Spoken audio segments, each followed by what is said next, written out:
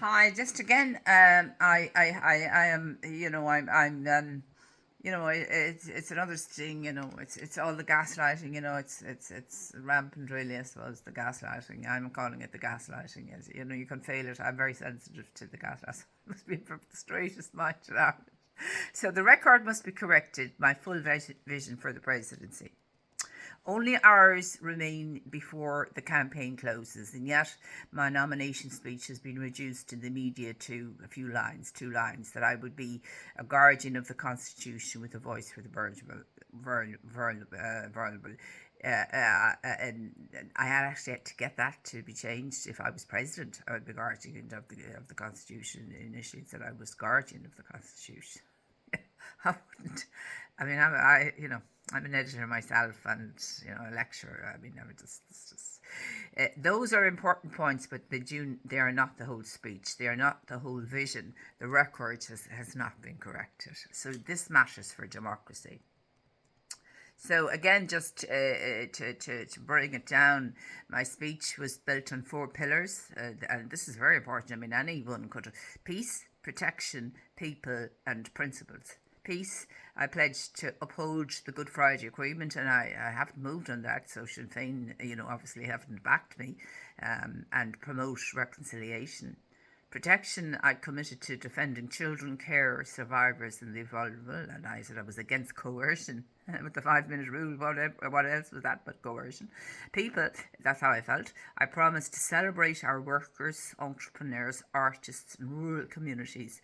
Principles, I vowed to call out greed, uphold fairness, and ensure progress leaves no one behind. This is the presidency I set out, not 2 full points, a full vision.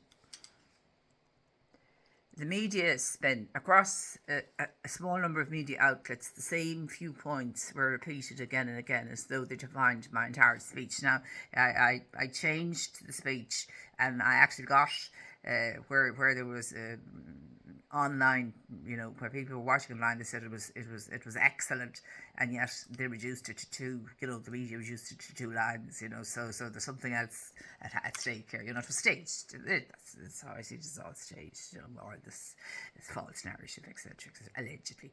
So it looked staged. That's the impression. Now I'd be very good at spotting the sort of thing. I've seen it so often. So the reality, it was my commitment to reconciliation, fairness, dignity, and listening was erased. This is not accidental, in my opinion. This is how narrative is shaped.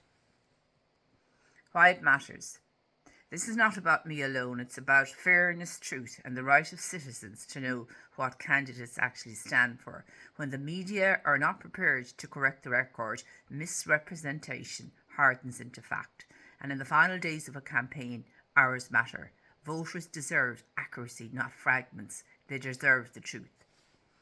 So let me be clear. My presidency would be built on peace, protection, people, and principles. Is that very hard to summarise? I will listen and act. Is that very hard to summarise? I will travel to towns and villages, celebrate every contribution, and ensure no one is unseen or unheard. That's what I've been doing all my life. In terms of my work, I've lifted all boats in my education profession. That's why I got the award for excellence in academic leadership. This year, the first Irish academic to get it, because of all of this. Quietly done, quietly on the world stage. I will make Ireland a beacon of peace and justice, leading not with might, with wisdom, diplomacy, and conscience.